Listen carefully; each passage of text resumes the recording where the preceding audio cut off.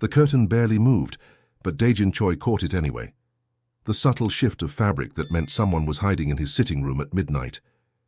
He'd built an empire on noticing details others missed, on reading the spaces between words and the silence after gunshots. But this was different. This was his house, his rules, and someone was breaking them. He stepped closer to the heavy drapes, hearing something that made his chest tighten, a muffled sob carefully contained but unmistakably desperate. In his world, tears were weakness. Vulnerability was death. Yet as he reached for the curtain, every instinct that had kept him alive for 15 years screamed at him to walk away. Instead, he spoke her name. Ms. Ward. The woman who emerged wasn't the composed maid who polished his marble floors without a sound. This was Keisha Ward stripped bare, tears streaming down her dark cheeks, phone clutched in trembling fingers, eyes wide with the kind of terror that came from threats against family. She tried to straighten, to apologize, to disappear back into the invisible role she'd perfected. But Dae-jin had already seen too much, and what he said next would shatter every rule he'd built his life around. Welcome to Korean Mafia lovers. Drop a comment telling us where you're watching from and hit that subscribe button. Your support helps us bring you these intense stories every week. The Choi estate operated on silence, not the peaceful quiet of suburban homes, but the calculated hush of a place where every sound carried weight, where footsteps on marble could signal opportunity or execution, where the wrong conversation overheard by the wrong person could end careers or lives. Keisha Ward had learned this within her first week. She'd been cleaning houses since she was 16, working her way through cramped apartments and cluttered townhomes where families lived loud and messy and real. The Choi mansion was different. Here, wealth didn't just buy luxury, it bought control over noise, over movement, over who existed and who disappeared. The staff quarters sat above the kitchen, a row of small but comfortable rooms that housed the handful of people trusted to move through Dae-jin Choi's private world. Keisha's room was sparse, a bed, a dresser, a window that looked out over manicured gardens that probably cost more to maintain than most people's yearly salary. She'd taken the job because it paid 3 times what she'd made anywhere else, because it came with housing, because her mother's medical bills weren't going to pay themselves, and her younger brother Marcus needed someone to help with rent while he finished his automotive program. What she hadn't expected was how the silence would get under her skin. At 6 a.m., she moved through the mansion like a ghost, dusting surfaces that already gleamed, polishing floors that reflected her movements in perfect clarity. The other staff, an older Korean woman who managed the kitchen, 2 security guards who rotated shifts, and a driver who spoke only when necessary, acknowledged her with nods, but never conversation. Mr. Choi himself was more myth than man. She'd glimpsed him twice in 3 weeks, once stepping into a black sedan at dawn, once standing on the balcony outside his office, phone pressed to his ear as he spoke in rapid Korean. Both times he'd been perfectly dressed, perfectly controlled, perfectly untouchable. The rumors about him filtered through the neighborhood like smoke. Some said he ran numbers for bigger fish. Others whispered about shipping containers that arrived at the harbor, with cargo that never appeared on manifests. The boldest claimed he owned half the judges in the city and had the other half too scared to cross him. Keisha didn't want to know which stories were true. She wanted to clean, collect her paycheck, and keep her family afloat without drowning in someone else's darkness. That plan worked perfectly, until her phone rang at 12:47 a.m. on a Tuesday night. She'd just finished her evening rounds, checking that all the first-floor windows were locked, ensuring the kitchen was spotless for tomorrow's meal prep, turning off lights in rooms that wouldn't be used until morning. The mansion settled around her like an expensive tomb, all shadows and gleaming surfaces. Her phone buzzed against her hip. Marcus. She smiled as she answered, expecting to hear about his latest project car or complaints about his night shift supervisor. Instead, she heard fear. "Keish," he said, voice tight. "We got a problem." Her stomach dropped. What kind of problem?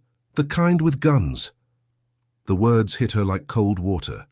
She stopped walking, hand gripping the phone so hard her knuckles ached. "Marcus, where are you?" "At the shop. They came here looking for you." The shop, a corner store where Marcus worked part-time, saving money for tools and textbooks, a place that should have been safe, anonymous, far from any world that would intersect with hers. "Who came looking for me?" she asked.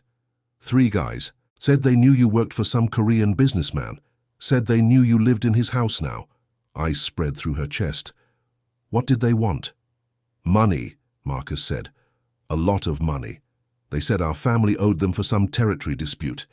Said if we didn't pay up, they'd come find you next. Make sure your boss understood the cost of doing business in their neighborhood." Keisha's mind raced. She'd never heard of any territory dispute. Never owed money to anyone except student loan companies and medical billing departments. This had to be a mistake. But the fear in her brother's voice was real. "How much?" she asked. 50,000. The number hit her like a physical blow. $50,000 might as well have been 50 million. Even with her new salary, even with the money she'd been saving, it was impossible. "They gave us 2 weeks," Marcus continued. "Said if we don't have it, they'll start with me and work their way up to you." "Did they say who they were?" "Delgado crew. Said they run everything south of Harbor District now." Keisha closed her eyes. Harbor District was where the Choi estate sat, surrounded by money and power, and the kind of influence that made problems disappear. If this Delgado crew was moving against that territory, using her as leverage— "Marcus, listen to me," she said. "Don't go back to that shop. Don't go anywhere alone. Stay with friends until I figure this out." "How are you going to figure this out?" he asked. "You can't go to the police about people like this." He was right, she couldn't, but she couldn't let him get hurt either. "Just stay safe," she said. "I'll handle it." She hung up before he could ask how. The mansion felt different now, not like a sanctuary but like a cage. Every shadow could hide cameras, every sound could be someone listening. She needed to think, needed to process what this meant, needed to figure out how to protect her family without destroying the best job she'd ever had. She needed somewhere to break down without being seen. The sitting room on the east wing was rarely used, a formal space with heavy furniture and thick curtains that blocked out the city lights. She slipped inside, grateful for the darkness, and stepped behind one of the tall drapes. Hidden between fabric and glass, she finally let herself feel the full weight of what had just happened. Her family was in danger because of where she worked. Her brother could be hurt because someone wanted to send a message to her boss. Her new life, the first stable thing she'd built in years, was about to collapse around her. The tears came hot and silent, her hand pressed against her mouth to muffle any sound. She'd cried plenty of times over the years, when her mother's addiction got bad, when bills piled higher than her paycheck could reach, when dreams had to be sacrificed for survival. But this felt different. This felt like the universe was punishing her for trying to climb higher than where she'd been born. She was so lost in her own despair that she didn't hear the footsteps in the hallway, didn't notice the way the darkness shifted as someone entered the room, didn't realize she wasn't alone until a voice spoke her name with quiet authority. "Miss Ward." Her blood turned to ice. She jerked away from the window, stepping out from behind the curtain with her heart hammering against her ribs. Dae-jin Choi stood near the doorway, perfectly dressed despite the late hour, his dark eyes fixed on her with an intensity that made her feel exposed down to her bones. "I'm sorry, sir," she managed, wiping at her cheeks. "I shouldn't be here. I'll go back to my room." But he didn't move aside to let her pass. Instead, he stepped further into the room, studying her face with the same careful attention she'd seen him give to documents and phone calls. "What happened?" he asked. The question was simple, direct, impossible to deflect. "Nothing," she lied. "I was just— don't." The word was quiet, but absolute. Not a threat, but a statement of fact, like lying to him was as pointless as lying to gravity. Keisha swallowed hard, caught between the urge to run and the growing certainty that running wouldn't solve anything. "It's personal," she said finally. "It won't affect my work." His expression didn't change, but something shifted in his posture, a subtle straightening that made the air in the room feel heavier. "It already has," he said. "You're hiding behind curtains in my house at midnight." The observation stung because it was true, because it stripped away every pretense she'd been clinging to. "Your brother works at a corner store on Oakley and 9th, he continued, and her heart stopped. The Delgado crew paid him a visit tonight.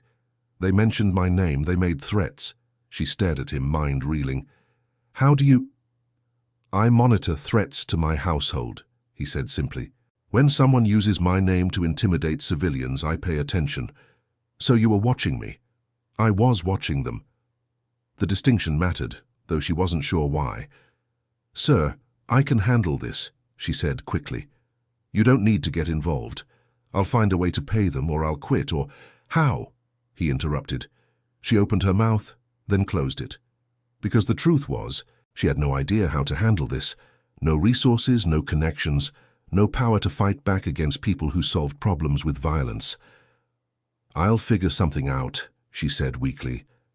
Daijin studied her for a long moment, and she had the uncomfortable feeling that he could see every desperate plan forming and failing in her mind. My world created this problem, he said finally. You work for me, that makes you my responsibility. That's not how jobs usually work. This isn't a usual job. She almost laughed at the understatement, but the sound caught in her throat. You shouldn't risk anything for me, she said. I'm just... What? He asked. Just a maid. The way he said it made her realize how small she'd been making herself, how she'd been apologizing for existing in his space, for needing help, for being human enough to have problems that couldn't be solved with a mop and good intentions. I'm not part of your world, she said instead. You are now. The certainty in his voice made her chest tight. Why? She asked. Why would you help me? He was quiet for so long she thought he wouldn't answer. When he spoke, his voice was softer than she'd ever heard it. Because I've spent 15 years building walls to keep people at a distance, he said. Tonight, watching you try to handle this alone, I realized some of those walls were just excuses. Excuses for what? For never letting anyone close enough to matter. The words hung between them like a bridge she wasn't sure she was brave enough to cross. What are you saying? She whispered. He stepped closer, not looming but closing the distance enough that she could see the exhaustion in his eyes, the weight he carried that had nothing to do with money or power. I'm saying the Delgado crew made a mistake, he said. They chose the wrong woman to threaten. The next morning brought a different kind of silence to the Choi estate.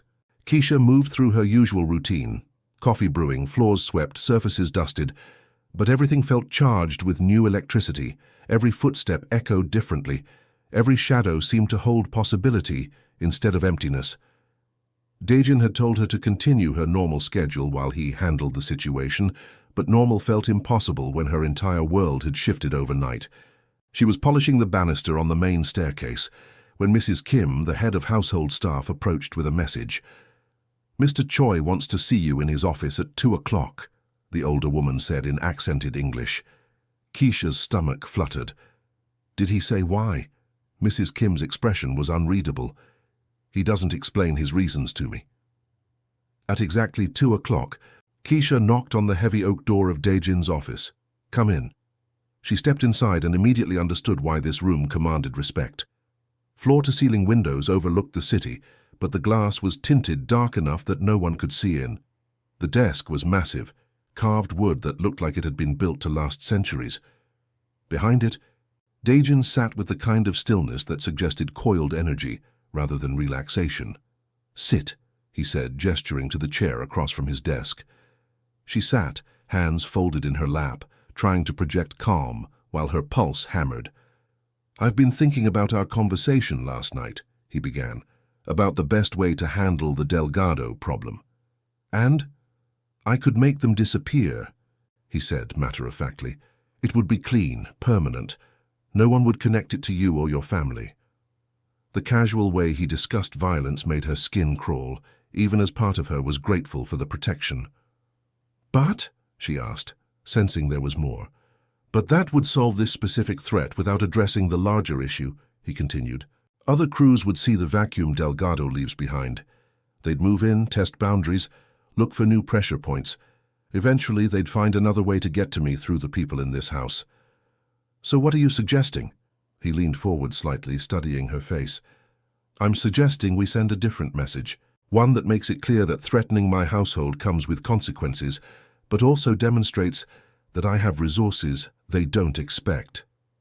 What kind of resources? You. She blinked. Me? You know that neighborhood, he said. You understand how information travels, where people gather, which corners are watched and which ones aren't. My men can handle the violence, but they can't read the community the way someone who grew up there can. You want me to spy for you. I want you to help me map their operation so we can dismantle it strategically instead of just cutting off the head and hoping the body dies. Keisha stared at him, mind racing. That's not what maids do. No, he agreed. It's what partners do. The word hit her like electricity. Partners? In this specific situation, he clarified quickly, I'm not asking you to join my organization permanently. I'm asking you to help me protect your family in a way that also protects my household. She was quiet for a long moment, processing the implications. What would that look like? She asked finally. You'd continue your regular duties here, but you'd also spend time in your old neighborhood. Observe, listen, report back on patterns, movements, anything that seems unusual. And if I say no? Then I handle Delgado my way, and you go back to dusting furniture while wondering when the next threat will surface. He wasn't wrong. Even if he eliminated this specific crew, the underlying problem would remain. She'd always be vulnerable because of where she worked, who she worked for. I have conditions, she said. Something that might have been approval flickered in his eyes. State them. I don't carry weapons. I don't hurt anyone. I observe and report, nothing more. Agreed. I control how much my brother knows about this. If you want him moved or protected, I'm part of that decision. Agreed. And when this is over, when Delgado is gone and the message is sent, I'm not trapped in this life. You don't own me. He was quiet for a moment, and she wondered if she'd pushed too far. I don't own people, Ms. Ward, he said finally. I work with them. The ones who choose to stay do so because they want to, not because they have to. There was something in his voice, a loneliness that surprised her. Then we have a deal? She asked. He stood and extended his hand across the desk, not like a boss granting a favor, but like an equal sealing a partnership. We have a deal. She shook his hand, noting how careful his grip was, firm without being crushing, steady without trying to prove anything. When do we start? She asked. Tonight. I'll have a car take you to your old neighborhood. Spend a few hours at places where people gather. Listen to conversations. See who's new, who's nervous, who's spending money they didn't have last week. And then? Then you come back here and tell me what my cameras can't see. That evening, Keisha found herself in the back of an unmarked sedan, watching familiar streets roll past the tinted windows. The driver, a quiet man who'd introduced himself only as Chen, dropped her off 3 blocks from her old apartment building. Text when you're ready for pickup, he said, handing her a phone she'd never seen before. I'll be close. Walking through her old neighborhood felt surreal. She'd only been gone a month. But already the sounds and smells seemed sharper, more intense. Kids playing in the street despite the late hour, music spilling from open windows. The constant hum of life lived without enough space or privacy. She started at the corner store where Marcus worked, but he wasn't on shift. The owner, Mr. Rodriguez, recognized her immediately. Keisha, haven't seen you around. Heard you got some fancy job uptown. Something like that, she said, buying a soda she didn't want. Everything been quiet around here? His expression shifted slightly. Depends what you mean by quiet. Just wondering if anything's changed since I moved. He glanced around the empty store, then leaned closer. There's been some new faces around, asking questions about who lives where, who works what jobs, makes people nervous. What kind of questions? The kind that come with cash for the right answers. She nodded, filing the information away. Thanks, Mr. Rodriguez. Take care of yourself. Her next stop was the laundromat 2 blocks over, a place where neighborhood gossip flowed as freely as the soap and water. She recognized several women from her old building, including Mrs. Patterson, who'd lived there longer than anyone. Child, you look good, Mrs. Patterson said, eyeing Keisha's clothes. That new job treating you right? Can't complain, Keisha replied, loading clothes into a washer she didn't need to use. How's everyone been? Worried mostly. There's been some strangers coming around, asking about families with connections outside the neighborhood. offering money for information about who works where. Anyone take the money? Mrs. Patterson's expression hardened. Not from my building, but you know how it is. People get desperate. They make choices they wouldn't normally make. Keisha spent another hour moving through the neighborhood, piecing together a picture that made her stomach clench. The Delgado crew wasn't just targeting her family randomly. They were systematically mapping connections between the neighborhood and the wealthier areas of the city, looking for pressure points they could exploit. Her job at the Choi estate had made her a perfect target, someone with access to power but roots in vulnerability. By the time she texted Chen for pickup, she had a notebook full of observations and a clearer understanding of how much danger her family was really in. The ride back to the estate was quiet, giving her time to process what she'd learned. When they arrived, Dae-jin was waiting in his office despite the late hour. "What did you find?" he asked as soon as she sat down. She pulled out her notebook and began to read her observations aloud. Street corners where new faces had been spotted. Businesses where strangers had asked too many questions. Families who'd suddenly started acting nervous around their neighbors. Dae-jin listened without interrupting, occasionally making notes on his own pad. "They're not just targeting you," he said when she finished. "They're building a network, identifying anyone with connections that could be leveraged. How many people are in danger?" "Based on what you've described, at least a dozen families." The number hit her like a punch. "We have to warn them." "We will," he said. "But first we need to understand the full scope of their operation. Can you go back tomorrow night? Different locations, different people." She nodded. "What about my brother? Is he safe?" "I have someone watching him," Dae-jin said. "Discreetly. He won't know, but if anyone approaches him, we'll know immediately." Relief flooded through her. "Thank you." "Don't thank me yet," he said. "This is just the beginning." He stood and walked to the window, looking out at the city lights. "Miss Ward," he said without turning around. "Yes."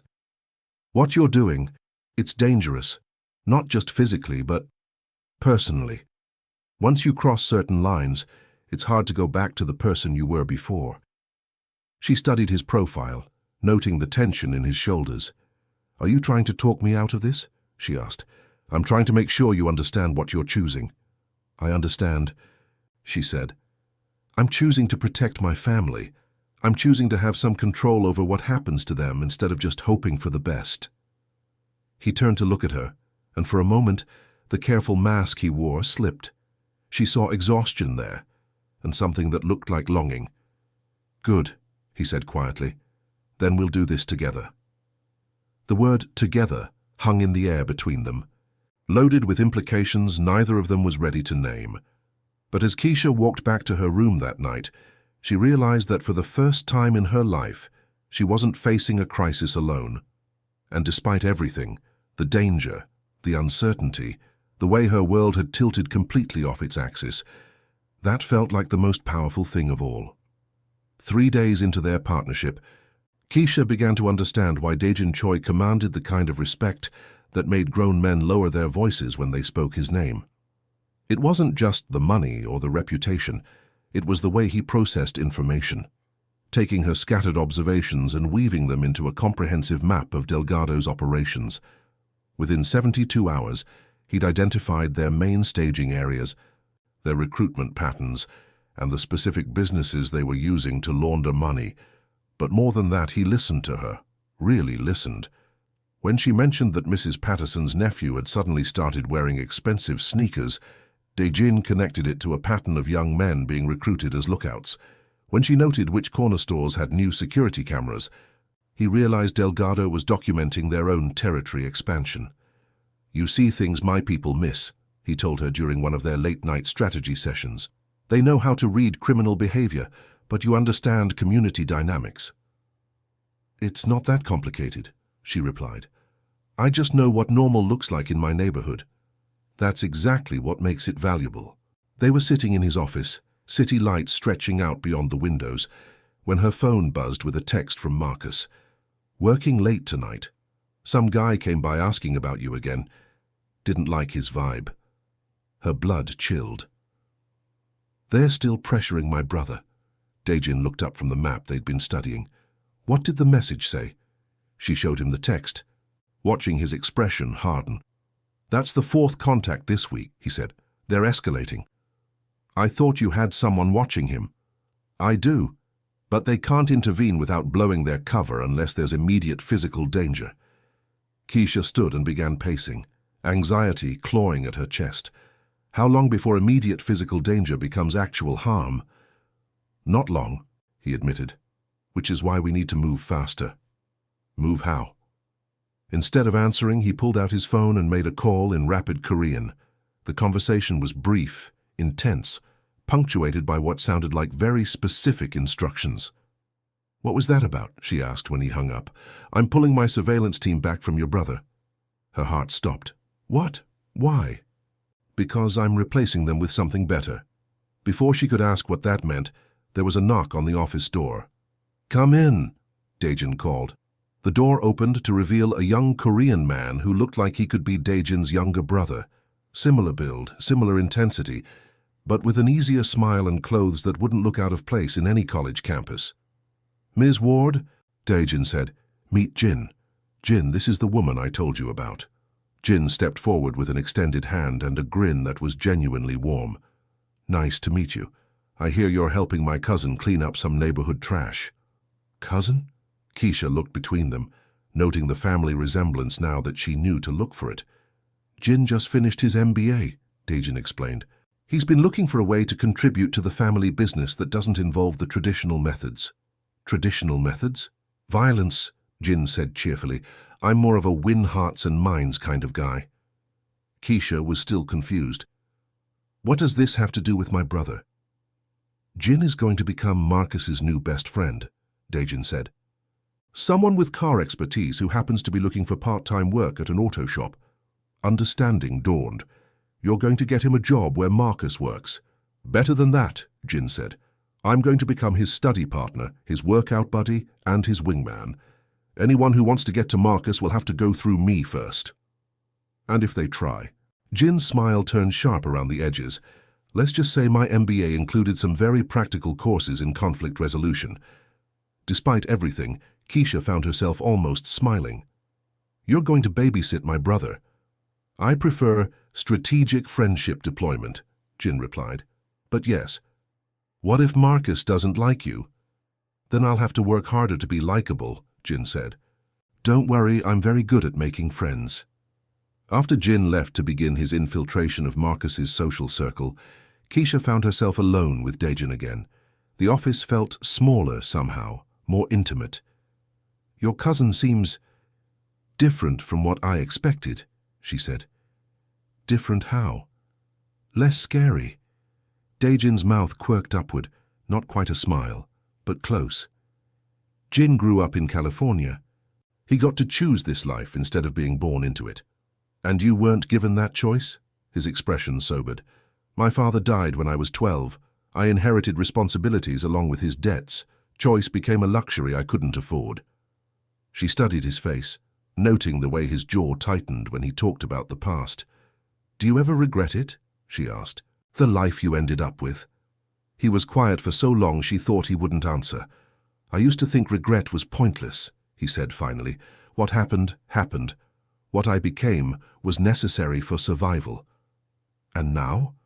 Now I'm starting to wonder what I might have been if I'd had different options. The honesty in his voice made her chest tight. What do you think you would have been? I don't know, he said. Maybe someone who could have normal conversations without calculating threat levels. Someone who could trust people without running background checks first. You're having a normal conversation with me right now. Am I? He looked at her with an intensity that made her pulse quicken. Because it doesn't feel normal. It feels like something I've never done before. The air between them shifted, charged with an awareness that had been building for days. Keisha felt her breath catch as she realized how close they were sitting, how his eyes seemed to see straight through every defense she'd ever built. Dejin, she said softly. Yes? What are we doing here? I don't know, he admitted. But I know I don't want to stop. Before she could respond, her phone rang, Marcus's ringtone. The spell broke as reality crashed back in. "I should take this," she said, stepping away to answer. "Quiche, you're not going to believe this," Marcus said, voice bright with excitement. "I just met this guy, Jin, at the shop. He's looking for part-time work, and he knows more about engines than anyone I've ever met. Plus, he's cool as hell." Keisha caught Dejin's eye and saw satisfaction there. "That's great," she managed. "Tell me about him." "He's Korean-American, went to business school, but wants to get his hands dirty with real work. He's funny, he's smart, and he just offered to help me study for my certification exam." Sounds too good to be true. I know, right? But sometimes good things just happen. If only he knew, Keisha thought. After she hung up, Dejin was watching her with an unreadable expression. "Jin works fast," she said. "It's a family trait." "Is that what this is?" she asked. "You working fast?" "This? Whatever's happening between us." He stood and walked to the window, hands clasped behind his back. "I've spent 15 years keeping people at a distance," he said. "It's safer, cleaner, less complicated. And now? Now I'm realizing that safety might be overrated." She joined him at the window, standing close enough to feel the warmth radiating from his body. "This is dangerous," she said. "Not just because of Delgado or your world or any of that, but because I'm starting to care about you," she admitted. "And caring about people in your position usually ends badly for people in mine." He turned to face her, and she saw something vulnerable in his expression. "What if I told you I was starting to care about you too?" he asked. "I'd say we're both in trouble." "Good trouble or bad trouble?" She looked up at him, noting the way his carefully controlled facade had cracked to reveal something raw and real underneath. "I don't know yet," she said honestly. He reached up slowly, giving her time to pull away, and touched her cheek with the back of his fingers. The gesture was so gentle it made her eyes sting. "Neither do I," he said, "but I'm willing to find out if you are." She leaned into his touch, feeling something inside her chest crack open. "Yes," she whispered. He stepped closer, close enough that she could see the flecks of gold in his dark eyes, close enough that she could feel his breath against her skin. "Keisha," he said, her name sounding different in his voice than it ever had before. "Yes?" "I need you to know something." "What?" "Whatever happens with Delgado, whatever happens with this partnership we've built, it's not why I'm standing here right now. Why are you standing here? Because for the first time in my life, I met someone who makes me want to be better than what I am." The words hit her like electricity, sparking something deep in her chest that she'd thought was dead. "Dejin," she breathed. "Yes." "Kiss me." He didn't need to be asked twice. His lips found hers with a gentleness that surprised her, a careful reverence that spoke of someone who understood the weight of the moment. She melted into him, hands fisting in his shirt, feeling like she was falling and flying at the same time. When they finally broke apart, both breathing hard, she rested her forehead against his chest. "This changes everything," as she said. "I know." "Are you scared?" "Terrified," he admitted. "You?" "Same." They stood there for a moment, holding each other in the quiet of his office, while the city hummed beyond the windows. "What happens now?" she asked. "Now we finish what we started with Delgado," he said, "and then we figure out what comes next. Together, if you'll have me." She pulled back to look at him, seeing not the feared crime lord but the man underneath, lonely, careful, brave enough to risk everything for the chance at something real. "Yes," she said, "I'll have you." Outside, the city continued its restless dance of light and shadow. But inside the office, two people who'd spent their lives protecting themselves had finally found something worth the risk of letting their guard down. The attack came at dawn. Keisha woke to her phone buzzing frantically against the nightstand. Jin's name flashed on the screen, and her stomach dropped before she even answered. "They took him," Jin said without preamble, voice tight with controlled fury. "What? Who?" "Marcus. 3 men grabbed him outside his apartment building 20 minutes ago. I was across the street, but they had guns. I couldn't—" "Where are you now?" "Following their car. They're heading toward the docks." Keisha was already pulling on clothes, mind racing. "Don't do anything, just keep following and stay on the line." She ran through the mansion corridors, bare feet slapping against marble, until she reached Daejin's office. The door was closed, but she didn't care about protocol anymore. She burst in to find him on a conference call, speaking rapid Korean to someone on a large monitor. "They have my brother," she said. The change in his expression was instant, from controlled businessman to something far more dangerous. "I'll call you back," he said to the screen, ending the call without waiting for a response. "Tell me everything." She relayed Jin's information while Daejin pulled up multiple screens on his computer, traffic cameras, GPS tracking, what looked like building schematics. "There," he said, pointing to a red dot moving across a digital map. Jin's phone. "They're heading to Warehouse District." "What do? We get him back." "How?" Instead of answering, Daejin opened a desk drawer and pulled out a handgun. The sight of it made Keisha's blood freeze. "You said no violence," she said. "They changed the rules when they took your brother." He was already moving, grabbing a jacket, checking his phone. The transformation was complete. Gone was the man who'd kissed her so gently the night before, replaced by someone who radiated lethal purpose. "I'm coming with you," she said. "No, he's my brother. Which is exactly why you're staying here where it's safe." "Safe?" She grabbed his arm, forcing him to look at her. "There is no safe anymore. They took Marcus to get to me, which means they'll keep taking people I love until I'm dead or you are. I'm not hiding while my family pays the price. Keisha, you said we were partners. Partners don't abandon each other when things get dangerous." He stared at her for a long moment, and she saw the war playing out behind his eyes, the urge to protect her battling against respect for her choice. "If you come," he said finally, "you follow my lead. No arguments, no hesitation. Can you do that?" "Yes." "Even if what I ask you to do goes against everything you believe about right and wrong." The question hit her like cold water. She thought about Marcus, probably scared and hurt, being used as a pawn in a game he didn't understand. "Yes," she said. 20 minutes later, they were in the back of an armored SUV racing through the empty morning streets. Daejin had made a series of calls in Korean, each one brief and precise. By the time they reached the Warehouse District, 3 other vehicles had joined their convoy. "How many men do you have?" Keisha asked. "Enough." "That's not an answer." 12 in the immediate area. More if we need them." She watched him check his weapon with practiced efficiency. "Have you done this before?" "Rescued people." "I've done a lot of things I'm not proud of," he said, "but I've never had a personal stake in the outcome." "Is that what this is? Personal?" He looked at her with an intensity that made her chest tight. "Everything about you is personal to me now." The convoy stopped 3 blocks from the warehouse Jin had tracked them to. Daejin's phone buzzed with a text. "Jin's in position," he said. "He can see the building, 3 guards outside, unknown number inside." "What's the plan?" "Simple. We go in, we get Marcus, we leave." "And the Delgado crew?" His expression went cold. "They won't be a problem anymore."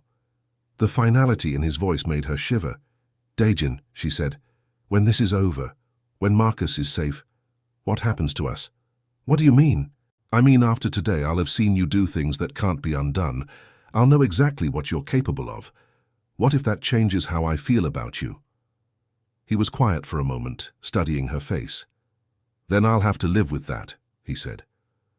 "But I won't live with letting your brother die because I was too worried about your opinion of me to do what's necessary." The honesty of it hit her like a physical blow. "I'm not asking you to let him die," she said. "I'm asking you to remember that the man I'm falling in love with is the one who found me crying behind curtains and chose to help instead of walking away." "The man you're falling in love with," he repeated slowly. "Yes. Is also the man who's about to kill people to protect what matters to him. I know." "And you can live with that?" She thought about Marcus, about her mother, about all the people she'd loved who'd been hurt by men with power and no conscience. Then she thought about Daejin, who'd used his power to protect instead of exploit. "I can live with you protecting the people you love," she said. "What I can't live with is you becoming someone who enjoys it." He reached over and took her hand, interlacing their fingers. "I won't enjoy it," he said quietly. "But I will do it." "I know." "And afterward?" "Afterward, we figure out how to build something good out of all this darkness." He brought her hand to his lips and kissed her knuckles gently. "I love you too," he said. The words hung between them like a promise and a prayer. Then his phone buzzed again, and the moment shattered. "Jin says they're moving Marcus inside," he said, all business again. "We go now." The next 30 minutes passed in a blur of controlled violence and precise coordination. Daejin's men moved like shadows, neutralizing the outside guards before they could raise an alarm. The warehouse doors opened silently, revealing a maze of shipping containers and industrial equipment. Keisha stayed close to Daejin as they moved through the space, following hand signals she didn't understand but trusted completely. The sound of voices led them to a cleared area in the center of the warehouse, where Marcus sat tied to a chair, blood trickling from a cut on his forehead. 3 men stood around him, one holding a phone to his ear. "Told you the price," and the man was saying. 50,000 or we start sending pieces." He never finished the sentence. Daejin's shot was precise, clean, final. The man dropped without a sound. The other 2 reached for their weapons, but Daejin's men were already there, emerging from behind containers like deadly ghosts. It was over in seconds. Keisha ran to Marcus while Daejin secured the area, cutting the ropes that bound her brother's hands. "Keish?" Marcus blinked at her in confusion. "What are you doing here? How did you—" "It's okay," she said, helping him stand. "You're safe now."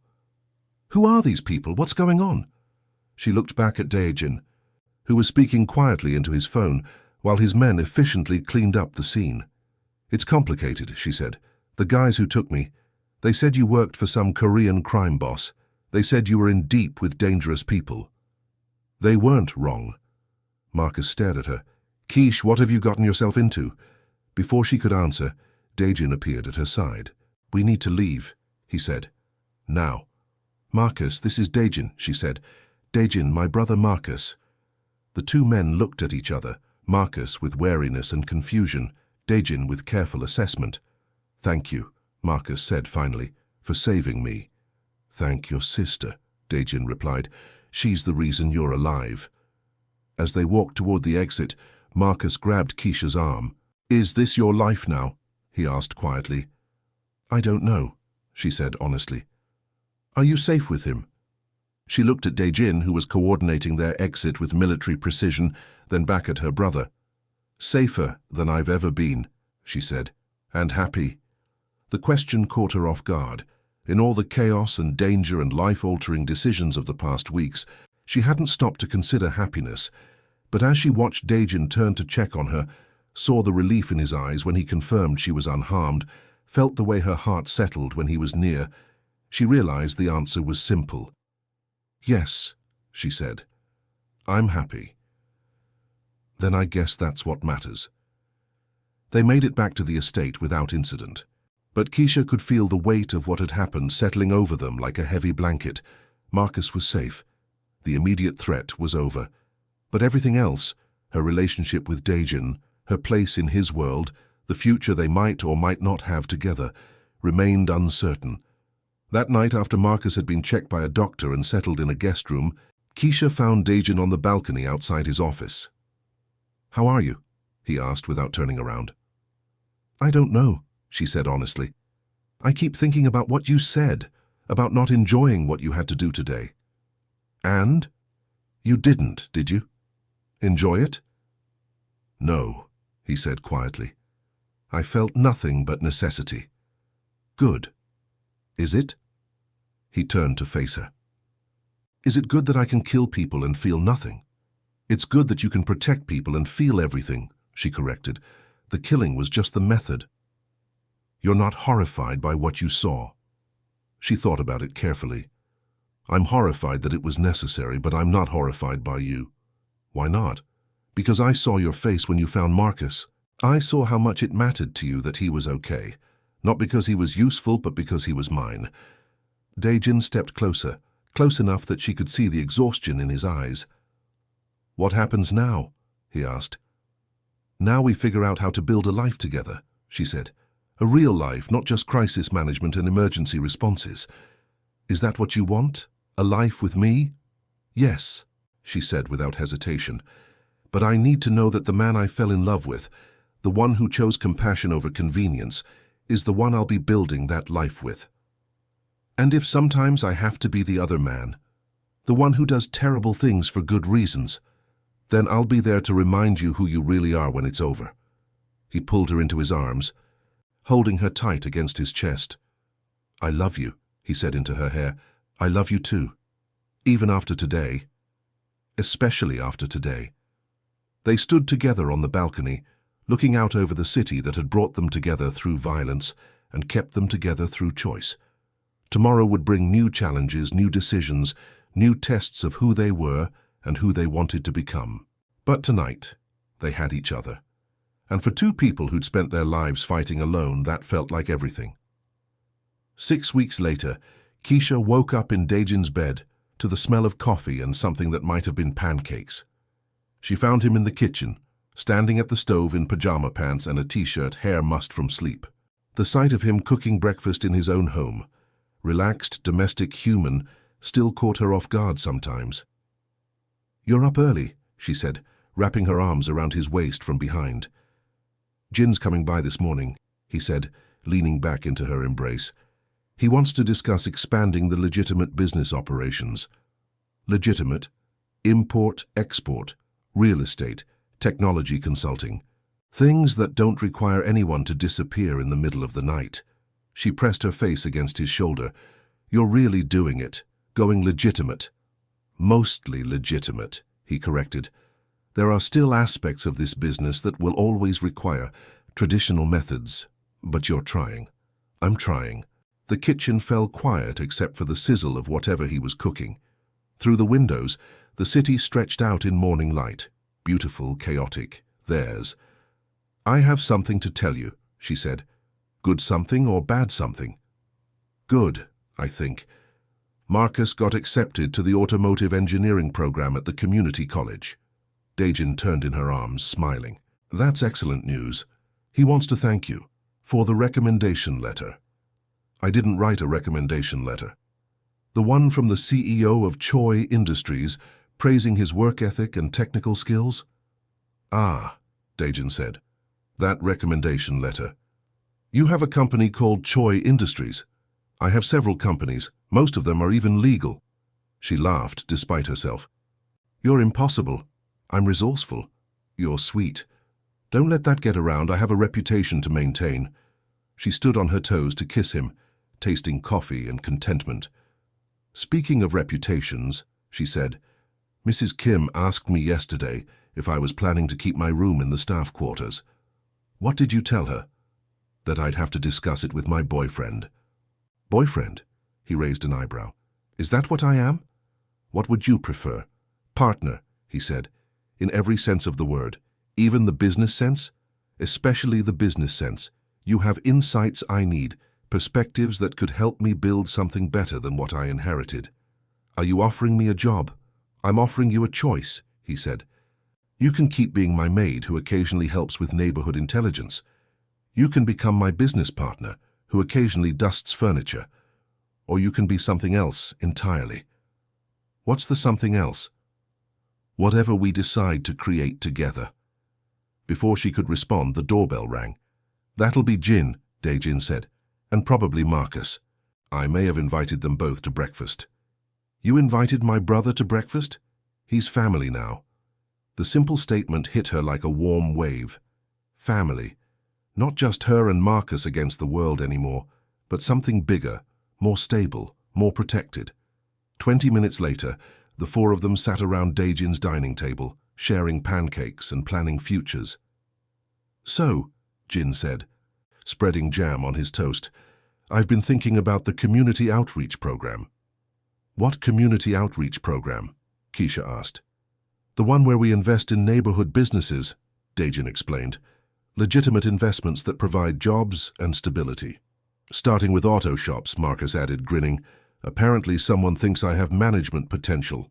Keisha looked around the table, at Jin's enthusiastic planning, at Marcus's excitement about his future, at Dejin's quiet satisfaction as he watched the people he cared about build something together. "You're all insane," she said. "Probably," Dejin agreed. "Is that a problem?" "No," she said. "It's perfect." After breakfast, Jin and Marcus left to look at potential properties for the auto shop expansion. Keisha and Dejin found themselves alone again, standing in the foyer of the mansion that had become home.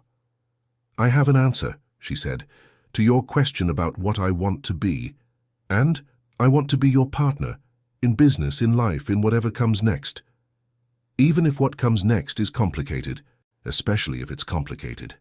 He pulled her close, resting his forehead against hers. "There's something I need to tell you," he said. "Good something or bad something?" "Uncertain something." The Delgado situation sent ripples through the community. Other crews are watching to see how I handle territory disputes now. And they're going to test us. Not with violence, they learned that lesson, but with other pressures. Political, economic, social. What kind of tests? The kind where having a black woman as my business partner either makes me look progressive and connected to the community or makes me look weak and compromised, depending on who's doing the judging. Keisha felt her stomach tighten. "And which do you think it'll be?" "I think," he said carefully, "that anyone who sees you as a weakness doesn't understand what strength actually looks like." "But you're worried." "I'm realistic. There will be people who try to use our relationship against us, who'll claim I've gone soft, or that you're a liability, or that mixing business with personal feelings is a mistake." She pulled back to look at him fully. "Do you think it's a mistake?"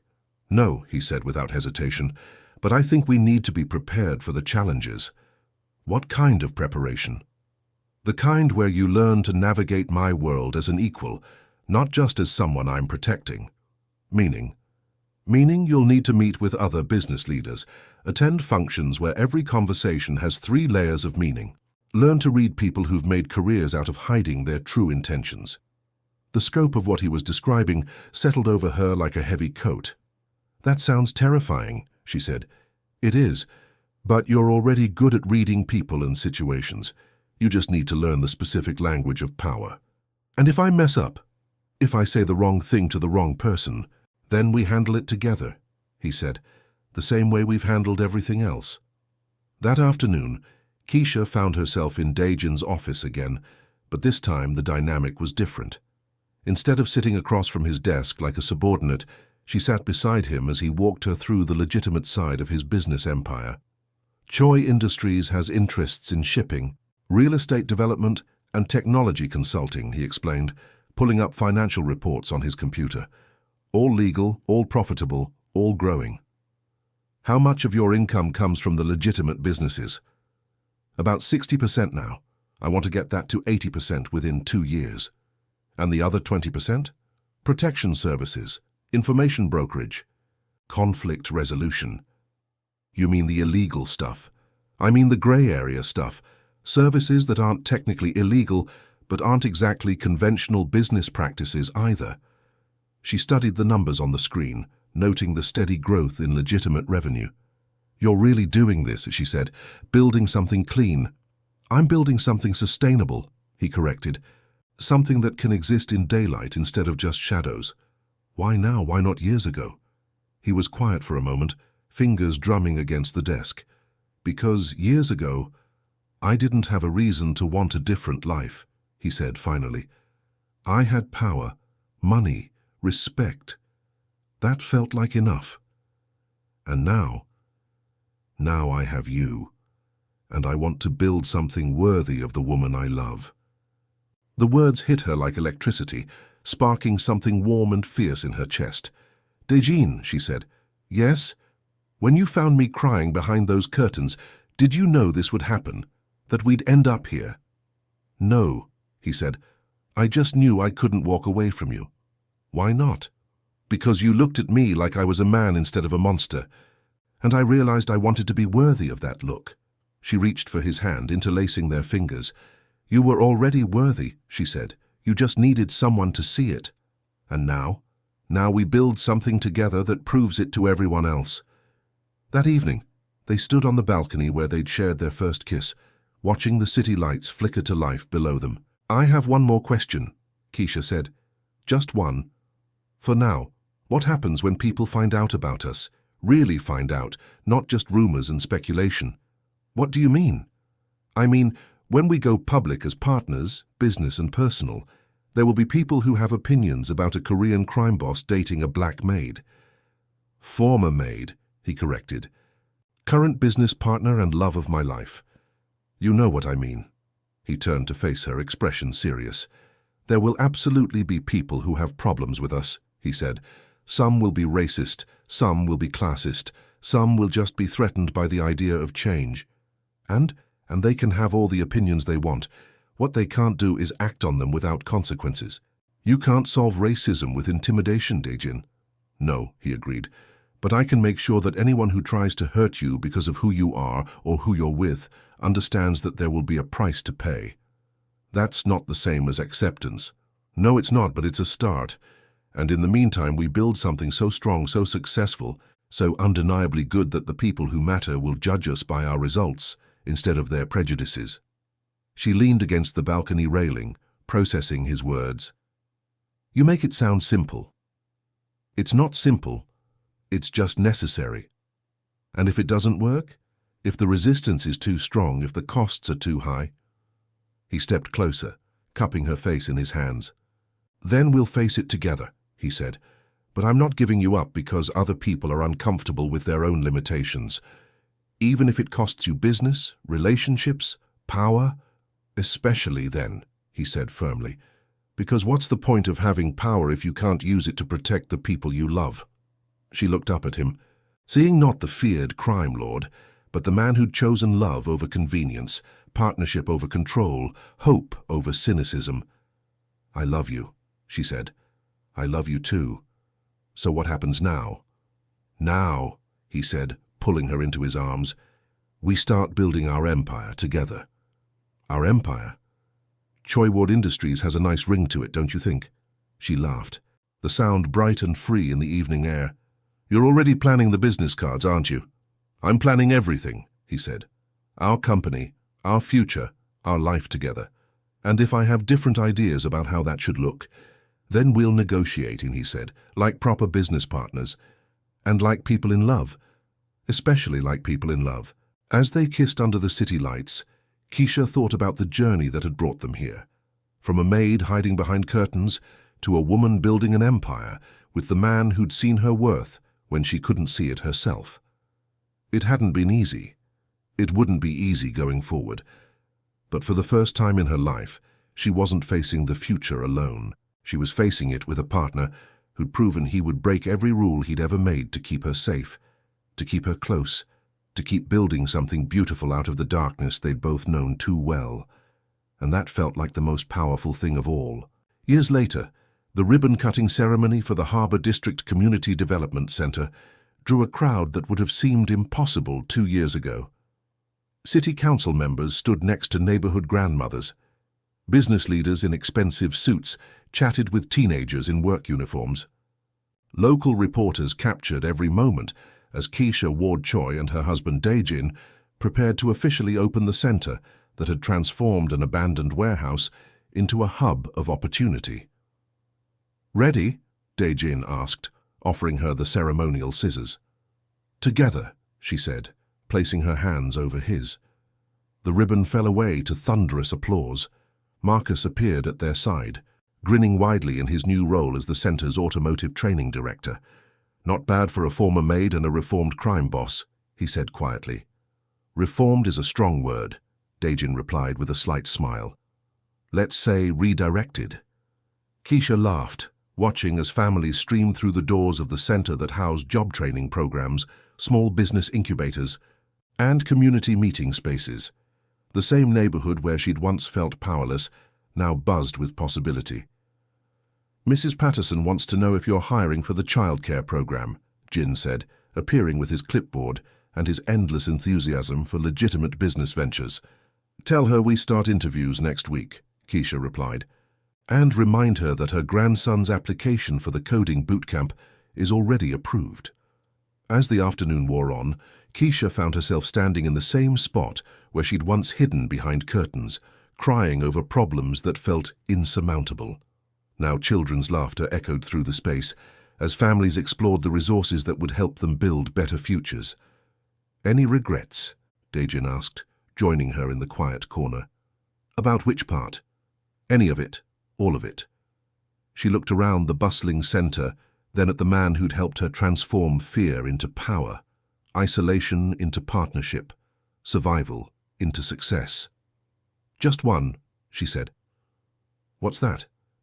"I regret that it took me so long to realize that crying behind curtains was just the beginning of my story, not the end." He pulled her close, and she felt the same electricity she'd felt that first night when he'd chosen to help instead of walking away. "What do you think comes next?" she asked. "Whatever we decide to build," he said, "together."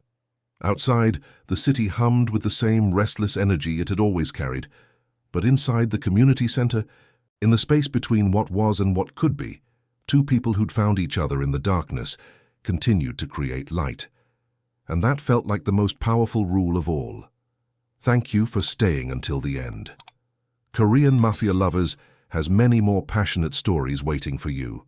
Subscribe to the channel and hit that notification bell. Your support helps us create these emotional journeys that bring love and hope to your day.